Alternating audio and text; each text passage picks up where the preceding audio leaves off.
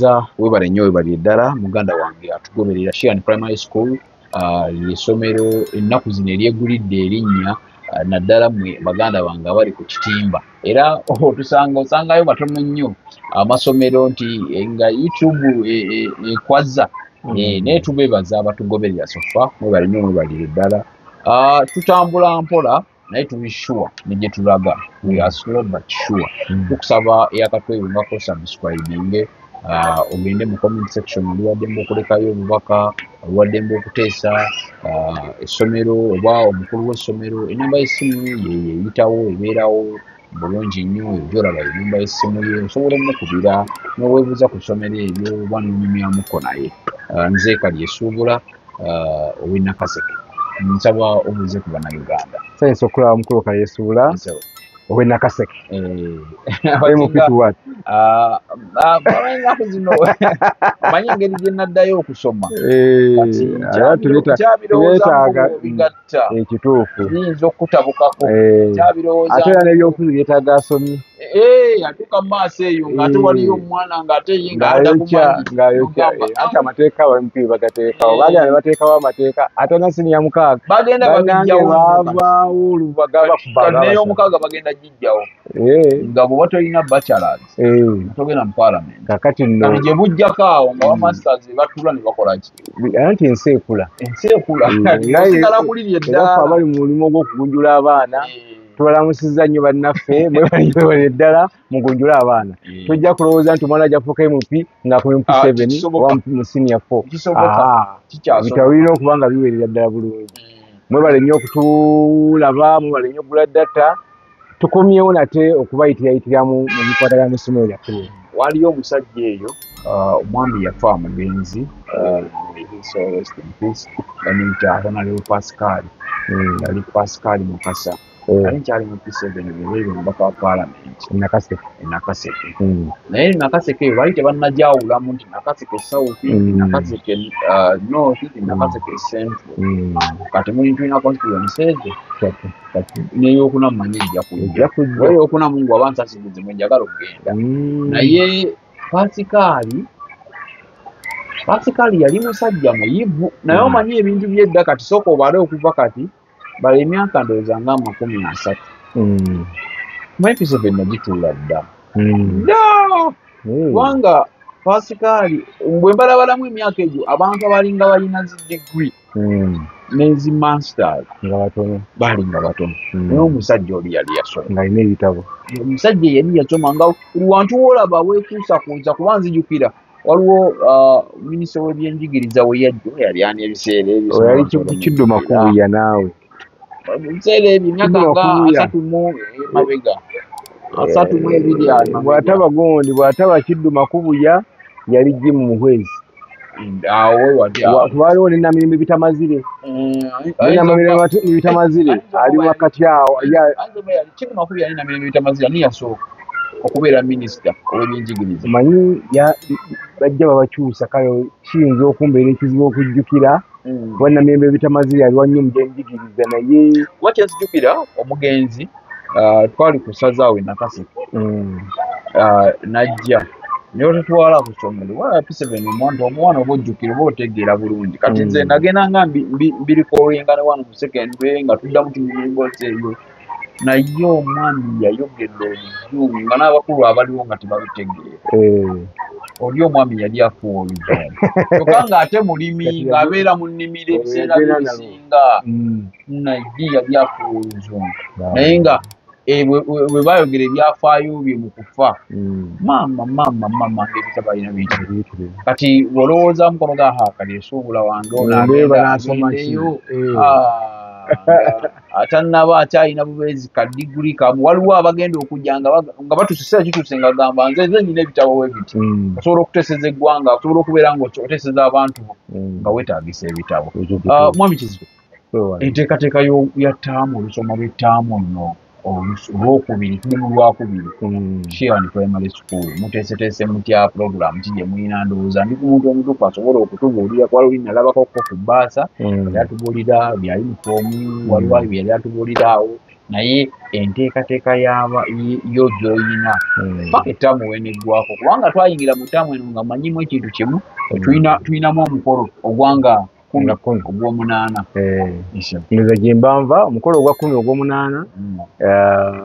tejja kuba climax kuba si we tuwummula.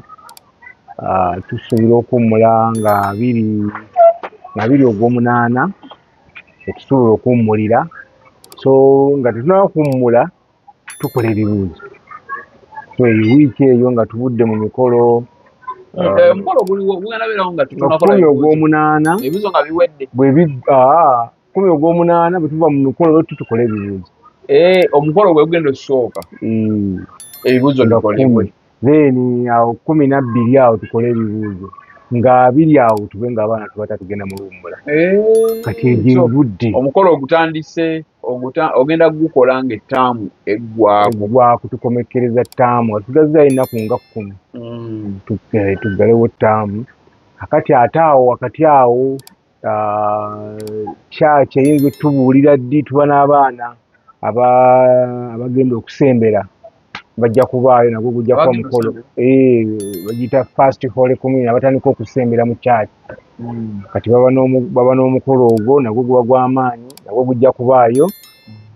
Tubeera n'ebibuuzo bya mirundi ng'ena, tubeerawo ne beginning of term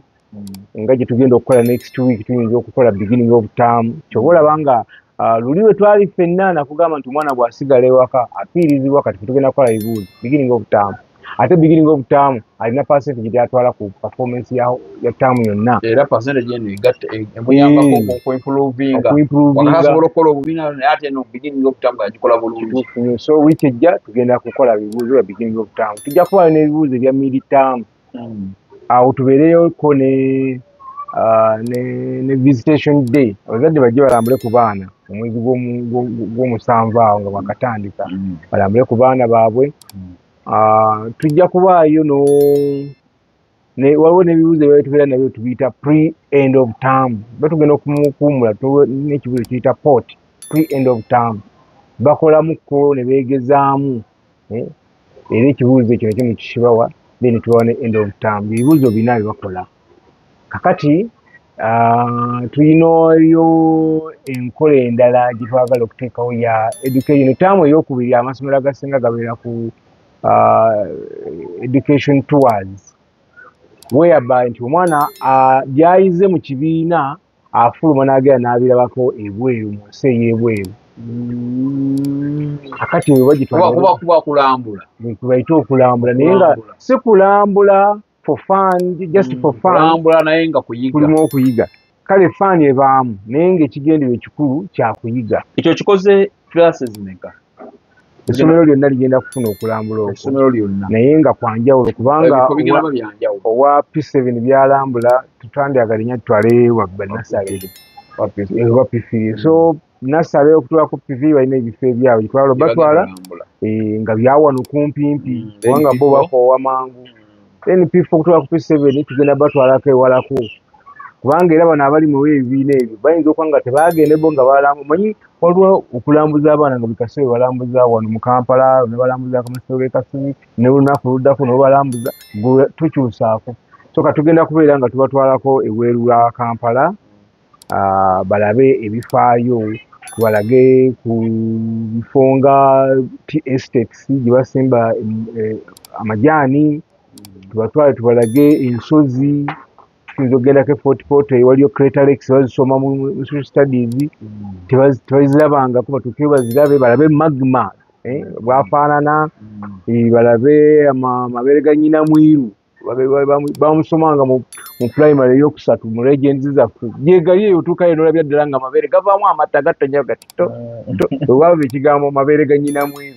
egamba Katonda yakola ensi eri n'akolayo waliyo cave eri eyo naye nga eyinga amabeere mulimu ekintu kiringa amabeere. Kati amazzi gava waggulu mbeera eyo wansi eri waggulu ttaka ate mwe muli eno wansi gyemubeera wansi eyo nga waliyo amazzi agakulukuta. Amazzi agakulukuta gaba milike gaba gamata. Kakati awo Omufirika oba Munnayuganda we yagambira nti ago mabeere ga nnyina mwiru nyina mwiru yali oba yazaala Ndawula kakati ndi minisitule oyo naye bwe yamuzaala olwokubeera nti zaali mix engero ezo zitali nnyo nti ziri ku kino ati oba ziriko obukakafu bwazo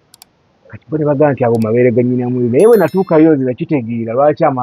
amazzi ago gatonnya gali wansi mu ttaka so ensulo zireeta amazzi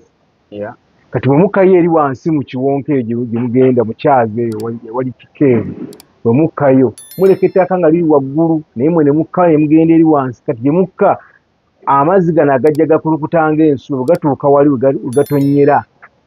waliyo Katonda kye yakola nga kiringa nga bw'olaba ebbeere nga liringa ennyonto kati gajja gakkiririrako ekyo ekintu kiringa ebbeere ne gatuuka ku nnywanto ne gakkirira awo bwe kiba mu mabeere naye ate bwe kijja n'amata go gavaawa nti waliwo minerals nga layimu era gye bajja layimu bakolamu seminti kakati layimu abeera wa white aba wa white waliwo ne cobalt aba wa white biba bya byeru kati ebyetabula n'amazzi ng'oli agamba ago mata gabeere ga nnyina mwiru kati obusomesa wa SST oba nga tugendanga yeeyo kukinyonnyola abaana n'abaana abamu tebakituuka abakiraba so kati abaana ab'ekyomukaaga ab'ekyokutaano ab'ekyokuna bandibadde bagendako eyo twagala batwalayoko waliyo ne hot springs ziri eyo okusemuliti nga amazzi gava mu ttaka nga gookya nga gookera ddala bulungi nnyo ng'osuulamu n'eggi n'olimamu eddakiika 10 n'olijjayo n'olirya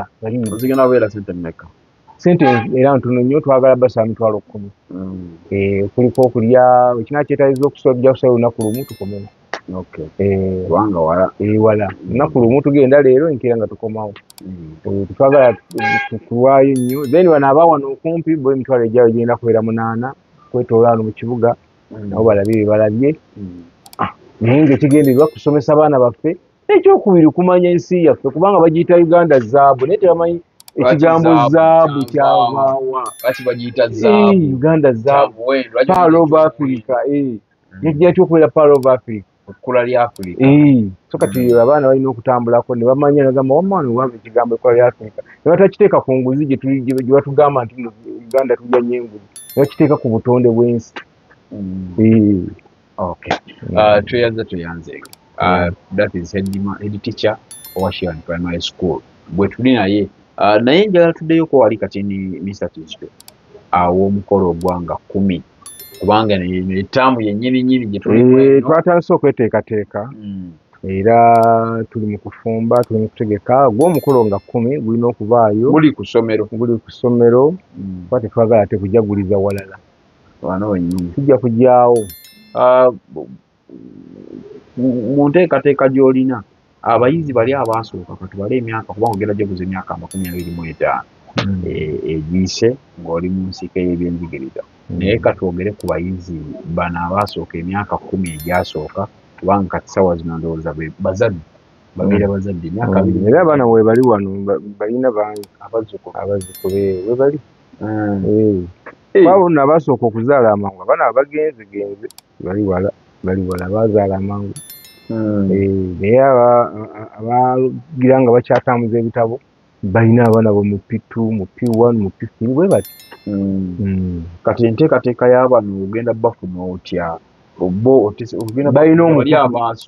abaasooka abaana baffe balina omukutu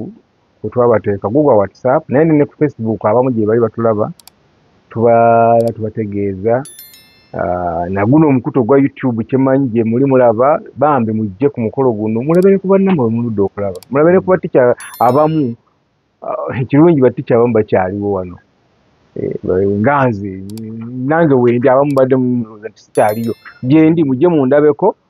mulabe oba nkaddiye nnyo oba so ne batica bamwe bayinza okujja n'abakozi abalala bajja kubaawo ne bazizi bannammwe mujje tulabe tujaganye twejjukanye engeri gye twatandikamu waliwo akafaananyi ke nali ndaba nga kasomero lino nga tutandika bannaye bwe nkakulagako oyinza okuseka nga tutandika kubanga etteeka essomero okuba nga lirina olukomera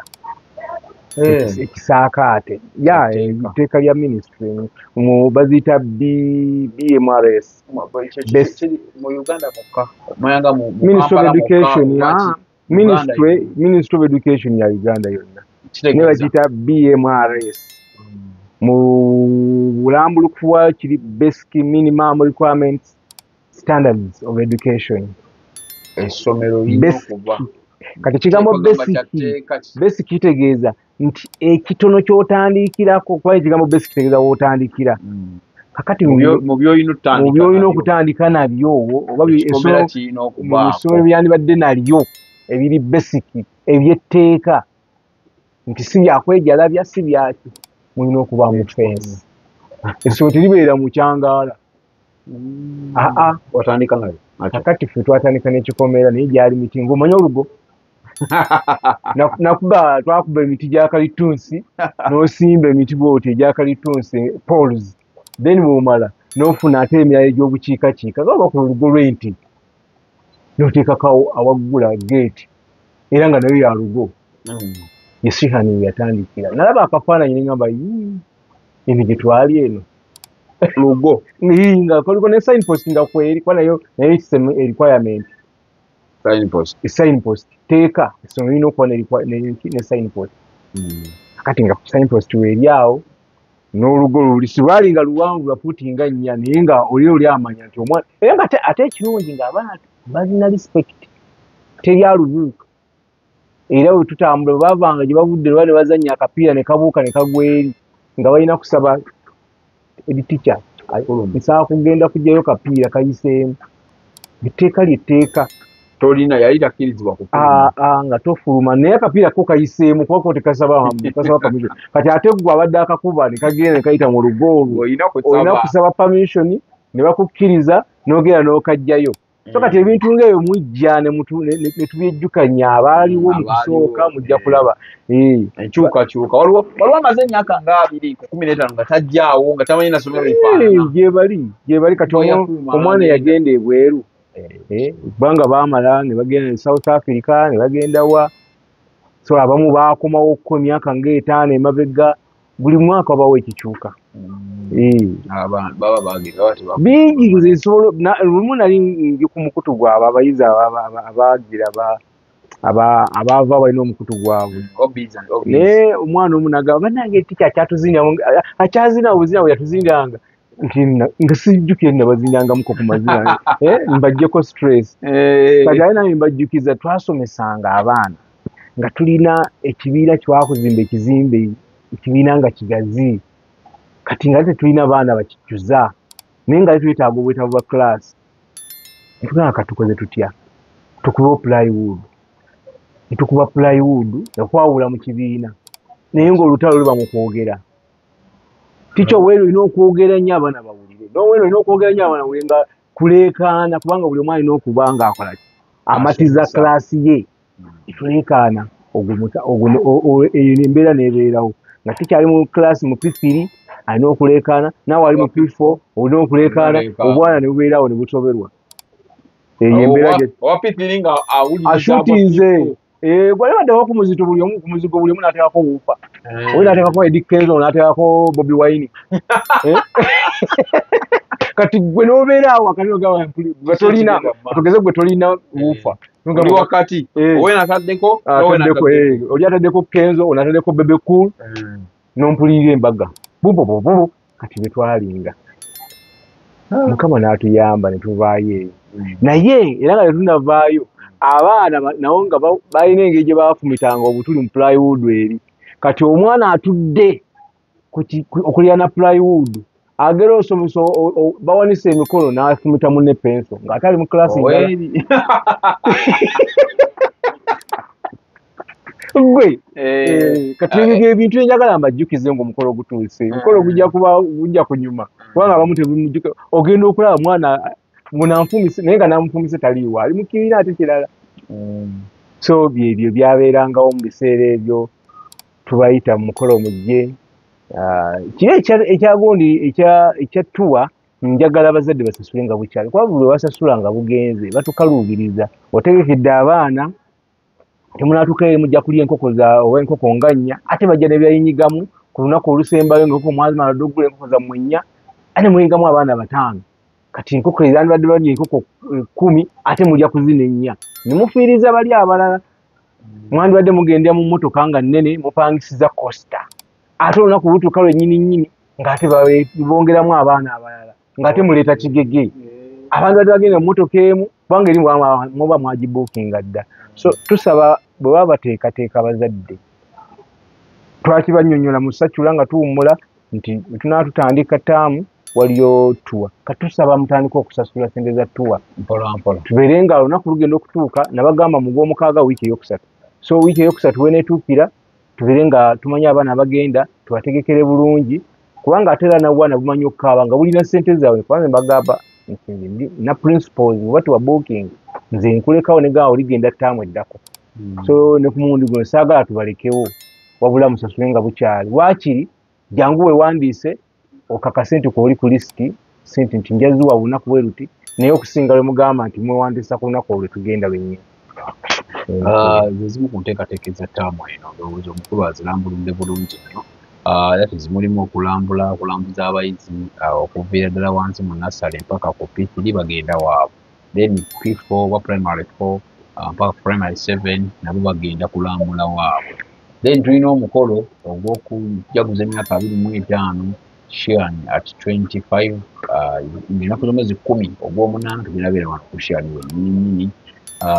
abakubiriza mujje ebintu bisobole okubeera nga bitambula. Mujje mwejjukanye mmwe abayitako mu Shian mujje mulabe bwekyuse ate nammwe kennyininyini mulina okugyongeramu mugambe eticha wandikoze bwoti wandikoze bwoti omanyi ensi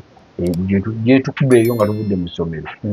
wamu waliwo amagezi gaawo tuuka era ekizimbye omuweesi ku kkubo kulagirirwa. Abaweesi onya bajjajjaffe abaganda balina enkola nga baleeta olugero naye nga luyigiriza omuntu ng'aweesa kati okuweesa okwedda kwabeeranga kwa kukuma muliro oguyita musokoto ngerabiddemu awo n'oterako amanda n'oyokya n'okola ekyuma n'okyokya n'okola n'okifunamu kyoyagala. Kakati tulina welding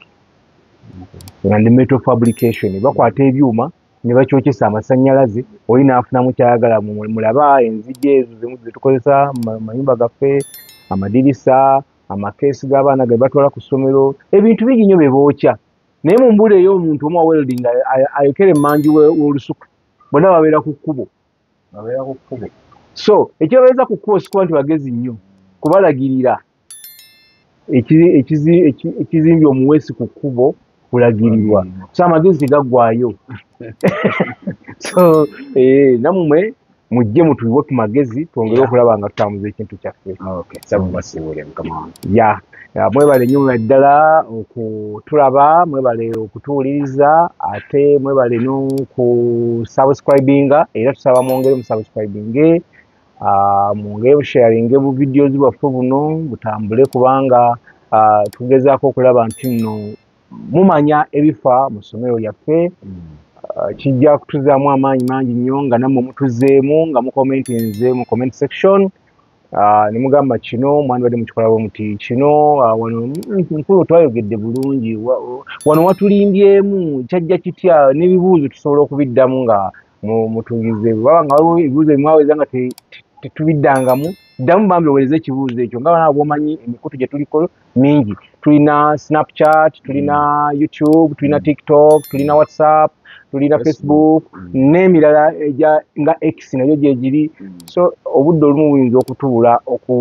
okugyetoloola gyonna so ne twesanga tetukuzeemu kibuuzo kyo naye oddamu n'otulemerako era tujja kiddamu. Mwebale nnyo ssebo mukulu Jamal, webale nnyo okubeera nga otuwa akadde buli mbeera buli tayimu buli kaseera. Webale kwagala ssebo ssebo webale nnyo webale ddala bala ono muzadde waffe ate muganda waffe nammwe mwagale atutunze bulungi nnyo buli wamu. Tweyanzenge kusaba subscribing kubanga subscription tebajjaako wadde nga bw'obikula n'olaba osobola okusubscribinga okona mu bukonyi era ogenda okulagira subscribinga so tukweyanza nnyo kakadde kolaba kakuyambako munnange gwe kateekawo oba tukateekawo jasi omanye nti naye akaguddeyo subscribing kagwe kakoonemu kiba kitwanguyira. Tusisinkane mu episode eddako bali ne Mr. Tisto teacher wa Shian Primary School wano mu Bulwa Zone Lubaga. Mwenna abali e Dubai, Saudi Arabia,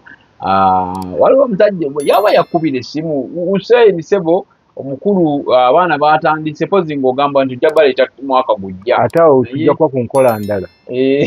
baleeta eddala kati baleeta kati akuba takubira mpeera Ssaabasajja Kabaka wa Buganda wangaala. Gwe omuzadde eyeetaze essomero erigenda okubangulira omwana wo nga muyiiya mukozi ate ayite ne first grade katukwanjulire Shehan Standard Day and Boarding Primary School abagenda okuteeka ebyensoma by'omwana wo ku mutendera ogusingira ddala empisa eddiini ebyemizannyo n'obuyiiya bwonna tubikulembereza ddala ng'ate ebyokulya n'ebyensula bya mulembe ddala tulina n'entambula eri abayizi abaviira ewala gwe ate omuzadde eyandiyagadde omwana wo okuyita ne first grade totunula obulala wonna okwewandiisa kugendera ddala mu maaso okuva ku nassale paka ku kibiina ekyomusanvu day ne boarding ng'ate n'ebisale birungi ate bisobokera ddala jjukira nti requirements zonna omwana wo azisanga ku ssomero tusangibwa Lubaga mu Bulwa zone okuliraana 24/7 motel gwe ayagala okumanya ebisingawo tukubire ku nooti 773 73 359 ne noti 757 noti 6 26 96 Shehan Standard Primary School. We invest in education.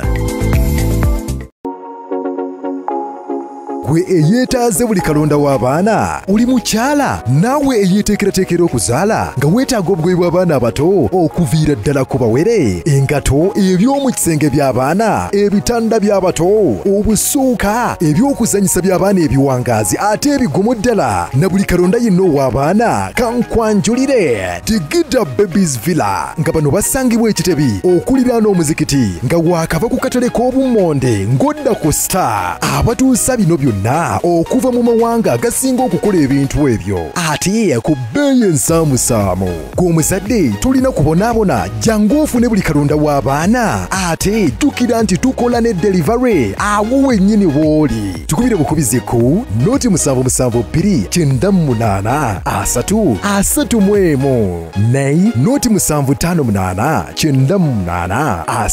331 be ba Tigida Babies Villa ku lw'essanyu ly'omwana wo.